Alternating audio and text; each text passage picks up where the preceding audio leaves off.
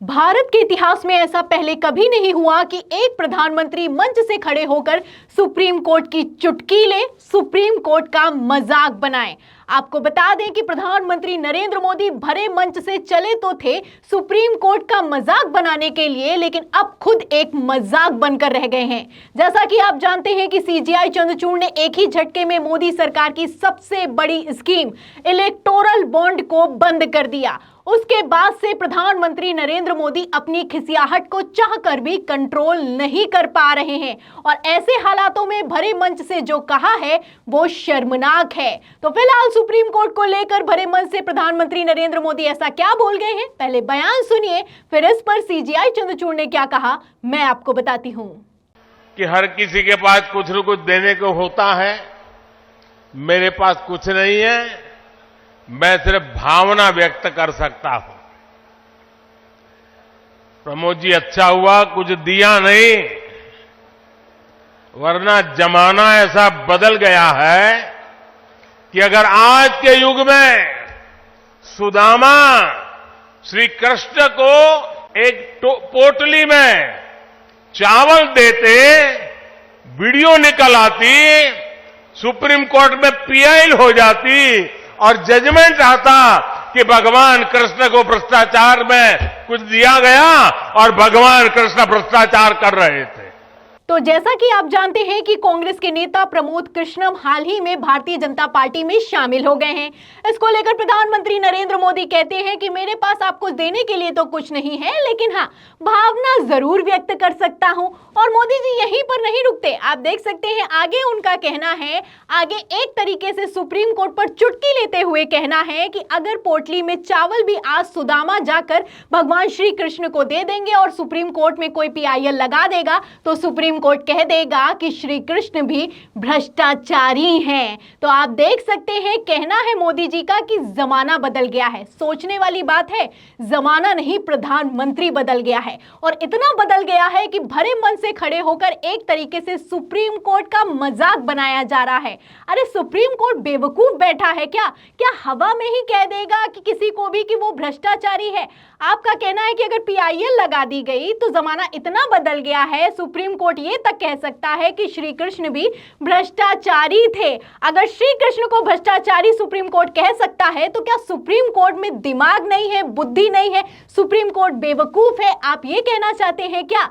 CJI Chandrachud intellectual आदमी है, पढ़े लिखे आदमी है, सीजेआई है, चीफ जस्टिस है, वो फैसला ले रहे हैं और वो फैसला कोई हवा में तो ले नहीं रहे हैं और हवा में तो कह नहीं देंगे कि कोई भ्रष्टाचारी है और कौन भ्रष्टाचारी नहीं है। तो इस बयान से आप अंदाजा लगा सकते हैं कि प्रधानमंत्री नरेंद्र मोदी कितना खिसिया रहे होंगे कि उन्होंने मंच से खड़े होकर यह बयान दिया है। आप जानते हैं अभी अभी इलेक्टोरल बॉन्ड सीजेआई चंद्रचूड़ ने बंद किए हैं। कहना है सुप्रीम कोर्ट की तरफ से सख्त टिप्पणी करते हुए कहा गया कि इलेक्टोरल बॉन्ड बंद होने चाहिए क्योंकि इस स्कीम के तहत असंवैधानिक काम किया जा रहा है और जब कभी भी असंवैधानिक तरीके से पैसा इकट्ठा किया जाता है तो वो भ्रष्टाचार होता है। आप अच्छे से जानते हैं सुप्रीम कोर्ट ने जहां इलेक्टोरल बॉन्ड को असंवैधानिक बताया है, इसे एक तरीके से भ्रष्टाचार करार दिया है, वहीं दूसरी तरफ प्रधानमंत्री नरेंद्र मोदी का कहना है सुप्रीम कोर्ट तो कुछ भी फैसला ले सकता है, सुप्रीम कोर्ट तो कुछ भी कह सकता है। तो ये अब तक की सबसे बड़ी की गई टिप्पणी है।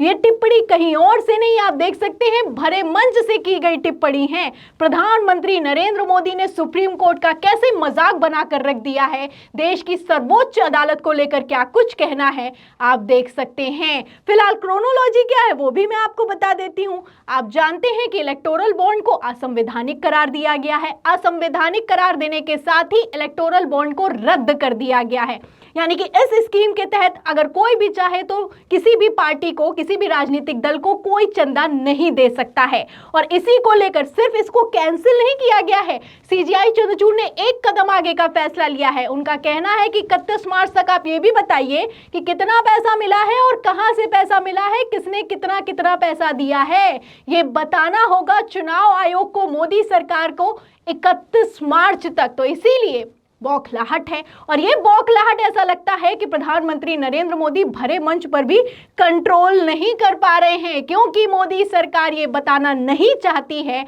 हर कोई ये अच्छे से जानता है कि मोदी सरकार ये कतई नहीं बताना चाहती है कि उसको कितना चंदा मिला है और कहां से कितना चंदा मिला है। और इसका जीता जागता सबूत तब निकलकर सामने आया जब अक्टूबर 2023 में मोदी सरकार ने सुप्रीम कोर्ट में कहा कि पब्लिक को ये जानने का हक नहीं है कि हमें कितना चंदा मिलता है। नहीं याद है तो खबर भी दिखा देती हूं। खबर आप देखिए एबीपी की, इसमें लिखा है कि राजनीतिक दलों को मिले चंदे की जानकारी पाना नागरिकों का मौलिक अधिकार नहीं, सुप्रीम कोर्ट से बोली सरकार। तो ये मोदी सरकार, ये वही मोदी सरकार है जिसको अब सुप्रीम कोर्ट के ही आदेश पर ये बताना होगा कि पैसा कहां से और कितना मिला है। पहले कह रहे थे कि पब्लिक को जानने का ही हक नहीं है, अब यहां पर सीजीआई चंद्रचूड़ ने अलग ही पेज फंसा दिया। सीजीआई चंद्रचूड़ ने जब इलेक्टोरल बॉन्ड पर फैसला सुनाया तो उन्होंने कहा कि पब्लिक को बताना होगा, ब्यौरा देना होगा, यह भी बताना होगा कितना मिला है, कहां से मिला है। और अगर सरकार इसे नहीं बताती है तो ये सूचना के अधिकार का उल्लंघन होगा, यानी कि जानना चाहिए पब्लिक को कि कितना पैसा मिल रहा है, कहां से पैसा मिल रहा है,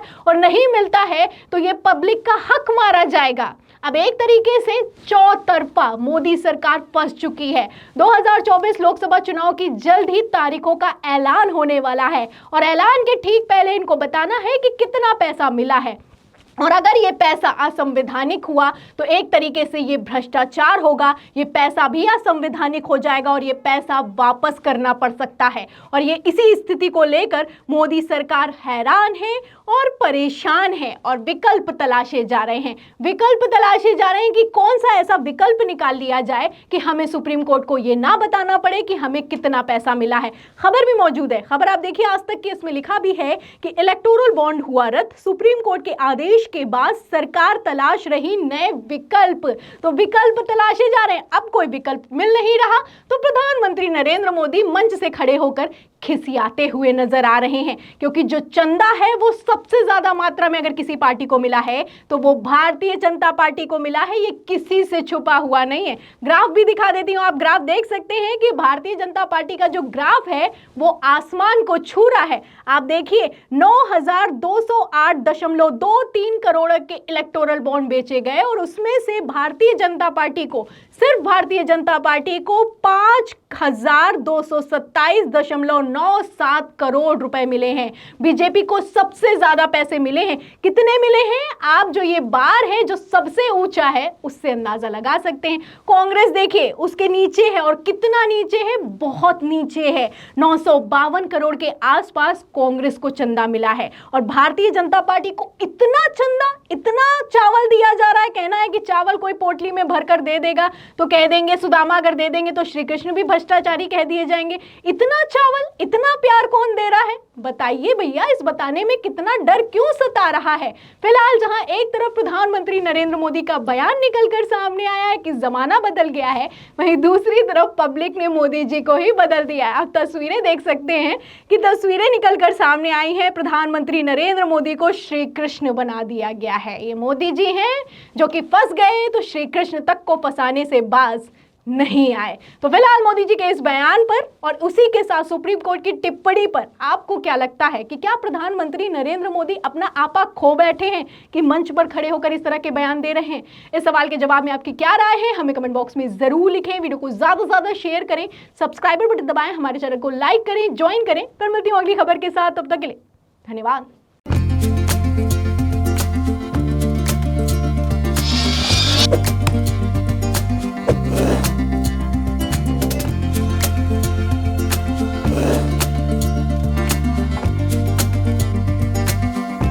We'll be right back.